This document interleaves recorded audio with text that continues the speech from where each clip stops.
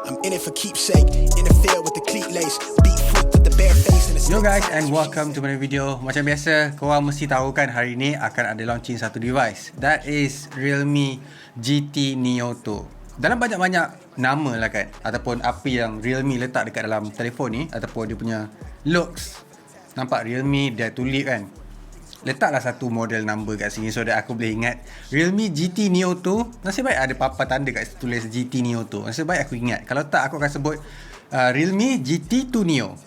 Tu lagi make sense bagi aku. Tapi this one aku akan review telefon ni lepas pakai like 2 minggu dah untuk buat daily driver. This is a main SIM aku dalam ni. Aku tak pakai untuk buat second review. Ni memang aku guna daily driver.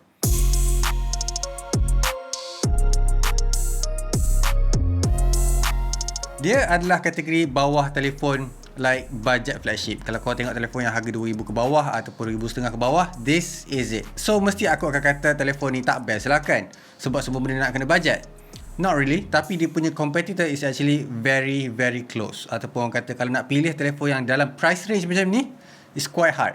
Okay, kau kena tengok teliti betul-betul apa yang dia bagi. First thing first, aku akan cakap pasal dia punya looks. It's green. Okay, aku tak nak make fun about the looks, tapi aku nak puji sebab dia berani buat warna green macam ni. So kalau korang pegang telefon ni dekat public, tak perlu nak lambai dah. Korang perlu lambai phone ni je, orang memang akan tengok. Dah macam flight punya ni dah, apa, instructor tu. Dia punya finishing actually made tau. Dekat bahagian hijau ni dia memang made. Dia tak fingerprint magnet, tapi dekat bahagian stripe ni dia actually berkilat. So bila korang hover dekat dia punya casing ni ataupun belakang, glass belakang ni, korang akan dapat rasa benda tu ataupun line tu. Yang aku suka juga bila Realme dia macam warnakan bingkai ni warna hitam tau. That's a good choice. Biasanya orang akan letak bahagian sisi ni warna hijau juga, so warna hijau tu akan nampak lain. This choice aku akan puji sebab they have a good eye untuk orang kata combinekan warna hijau ni and warna hitam. So far aku boleh puji dia punya looks, and bagi aku nampak lawa sangat-sangat. Tapi telefon ni actually mengingatkan aku dekat satu device ataupun satu telefon ataupun satu jenama. Cuba korang teka. Yes, telefon OnePlus. Sebab dia punya belakang hampir sama je dengan OnePlus 9, OnePlus 9R. Lepas tu dia punya susunan ni kata beza sikit je kalau nak ikutkan. Disebabkan benda tu juga telefon ni rasa macam a recycled phone. Contohnya macam, yalah, dia pakai Snapdragon 870 kan. Dia pakai, it's a recycle balik yang last year punya version of Snapdragon. And then dia punya warna green, rasa macam hijau. Hijau melambangkan recycle. So lebih kurang macam tu lah aku rasa bila pakai telefon ni. Alright, straight to the point, aku nak cakap terus dekat dia punya performance dekat sini. Realme GT Neo 2 ni, dia pack dengan Snapdragon 870. Macam biasa korang tahu 870 ni Snapdragon macam mana, ataupun dia punya popular tu boleh kata untuk, memang khas untuk flagship yang budget-budget. So this one is one of it juga untuk dalam kategori tu. And then dia pakai 12GB RAM. Yang dekat aku ni actually dia pakai 12GB RAM dengan tambahan memori daripada storage. And then dia punya storage pula adalah 256GB yang aku pegang sekarang ni. Benda yang aku boleh puji dulu dengan telefon Realme kali ni, dia pakai Android 11. So untuk Realme UI dia kat sini memang nampak sama je dekat, boleh kata mana-mana Realme phone yang korang beli, ataupun boleh kata konsisten lah dia punya UI tu. Ada orang suka, ada orang tak suka. Tu je yang aku boleh kata. Untuk aku kat sini rasa macam okay je, since aku dah biasa dengan telefon-telefon Realme sebelum ni. Untuk orang yang pakai flagship smartphone, you guys akan familiar, tapi rasa a bit outdated bila korang dah pakai telefon yang ada UI yang latest ataupun Android 12 sekarang ni. Sebab there's a feel a bit different lah daripada sekarang ataupun Android 11. Performance dia dekat sini as a daily driver yang aku pergi, contohnya macam guna Maps ke, pakai dekat social media, buat typing and everything, aku boleh puji sebab untuk multitask memang aku akan guna dekat telefon Realme GT Neo 2. Tak lupa juga aku memang selalu tangkap gambar guna telefon ni untuk snap gambar-gambar kereta yang aku nampak lawa. RKL kan sentiasa ada kereta Lamborghini, Aston Martin yang memang favorite aku. Especially bila kau nampak something yang orang kata menarik untuk tangkap kan. So aku akan point and shoot guna telefon ni. So dekat sini benda ni like a big win untuk aku tangkap gambar point and shoot dengan cepat. Tapi ada downside juga dekat dia punya performance. Bukan sekali-sekala aku perasan, tapi konsisten juga. Terutamanya bila aku nak buka Chrome. Untuk aku sendiri kan, buka Chrome, aku akan buka banyak tab tau. So aku akan beralih app, so quite kerap. Contoh macam Instagram, Twitter, sebab aku nak share dekat korang kan. So dekat sini bila buka Google Chrome tu, dia akan freeze dalam masa 2 ataupun 3 saat. So it's quite annoying. Aku ingatkan telefon ni dah totally freeze, tapi bila aku tekan home button tu, dia on balik, ataupun dia boleh pergi balik dekat homepage. This thing takes quite a while untuk aku biasakan diri untuk perasan benda tu, sebenarnya macam a hiccup sikit. Adalah, tapi untuk apps khas untuk Google Chrome je sekarang ni, yang lain semua okey je aku tengok. And then macam korang tahu, aku ni bukanlah satu orang yang suka sangat dengan bloatware. Aku faham bila telefon tu didatangkan dengan bloatware yang banyak, kan? Aku tak kisah juga sebenarnya kalau aku betul-betul jujur, kan. Tapi yang buatkan aku betul-betul annoying bila tak boleh nak uninstall app tu. Simplest apps yang aku tak suka, aku nak uninstall, tapi tak boleh. Boleh bayang tak macam mana aku punya frustration bila pakai telefon ni. Alright, sekarang aku nak cakap pasal dia punya performance untuk gaming. Since this is a GT Neo 2, untuk game yang aku main sekarang ni, sebab aku fokuskan dekat PUBG Mobile je. Untuk app lain aku tak try sangat sebab short period of time je. Untuk PUBG Mobile, yes, this is 870 punya processor. Dia tak boleh go up to 90 FPS. Yang tu korang perlu tahu. Dia boleh pakai smooth, and then dia boleh pergi sampai 60 FPS je. Dia tak optimize lagi. Mungkin di masa akan datang Realme ataupun PUBG akan optimizekan dengan telefon ni. Hope so. Sebab for the price range untuk Black Shark, dia dah support sampai 60 FPS. Korang boleh tengok review aku nanti. So far, aku boleh enjoy je main game dekat Realme GT Neo 2 ni. Sebab dia ada stainless steel punya, orang kata, cooling ataupun VC Plus kalau tak silap aku nama dia. So it's really efficient, and aku sendiri boleh rasa yang telefon ni tak panas. Termasuk bila aku guna Maps ke, bila aku pakai buat kerja ke, memang tak ada masalah untuk sejukkan telefon. That's quite impressive Realme untuk aku sendiri pakai telefon ni. And untuk PUBG Mobile, bila main 60 FPS pula, korang mesti akan dapat rasa juga kepanasan tu, tapi taklah sampai obvious sangat. Contohnya macam boleh terbakar tangan ke, tak ada. Dekat sini memang aku boleh kata aku boleh puji je untuk 600 Hz touch sampling tu. Tak ada masalah untuk aku scrolling ataupun nak aim bila dah memang like genting gila, dah nak mati dah. Ataupun orang kata starter masa tengah panik betul-betul tu. Aku biasanya akan panik bila musuh dah dekat, mulalah gabra, kan. Siapa tak pedah kena macam tu. And then aku nak cakap sikit pasal dia punya screen. Dekat sini dia pakai screen yang flat.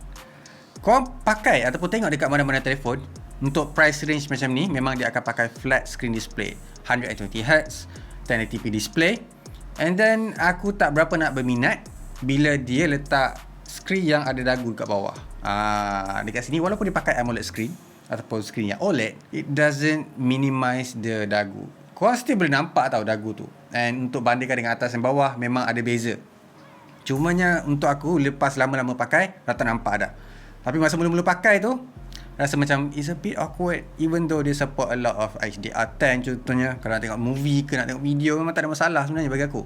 Tapi yelah, disebabkan tu juga aku kena explain dekat korang bahawa notch dekat atas ni ataupun punch hole display ni yang korang tengok sekarang ni, dia akan bersangkut dengan a few video yang aku tengok. Contohnya macam, tak semualah dekat YouTube kan, bila korang tengok dekat atas tu, kau akan nampak dia macam melekuk sikit. Aku ingatkan macam ada rambut ke apa kan. Rupanya memang betul-betul dia sangkut kat atas tu. Ataupun boleh kata aku ni nitpick je. Sebab yelah, nampak sikit dia punya lekuk tu. Kalau pakai iPhone lagi teruk kan. So boleh bayang tak macam mana. Untuk telefon ni juga Realme kan, dia tak popular sangat dengan kamera. So dekat sini dia pakai 64MP as a main camera. And then dia punya wide angle ataupun ultra wide 8MP. And then dia punya macro 2MP. Okay, tak apa, tak kisah sebab dia punya price range kan. Macam aku cakap, aku ni bukan bila tahap harga macam ni aku tak komplain banyak. Tapi syukur dia letak 64MP. So dekat sini aku boleh kata kamera dia okay sangat-sangat kalau nak pakai untuk tangkap gambar. Aku cuba tangkap gambar dekat luar, matahari terang, and then dekat kawasan yang low light, boleh kata fly colours aku boleh try. And untuk dapatkan bokeh yang nature tu, yes, boleh dapat dekat sini. Kau boleh tengok dekat sampel-sampel yang aku tunjuk dekat video dekat korang sekarang ni. And then not just that, aku juga surprise bila dapat tangkap gambar malam. Dia macam pandai nak take out all the noise. So bila dekat gelap tu, lens ni tak nampak apa kan. So biasanya untuk kamera biasa, dia akan macam, apa benda ni? Noise. Macam tu. Tapi dekat sini, dia punya orang kata post processing dah boleh determine, okay, kawasan gelap tu tak boleh nak nampak apa, gelapkan. Lebih kurang macam tu lah dia punya post processing Realme GT Neo 2. Kemudian kalau korang suka main video pula, ada advantage dia, ada disadvantage dia.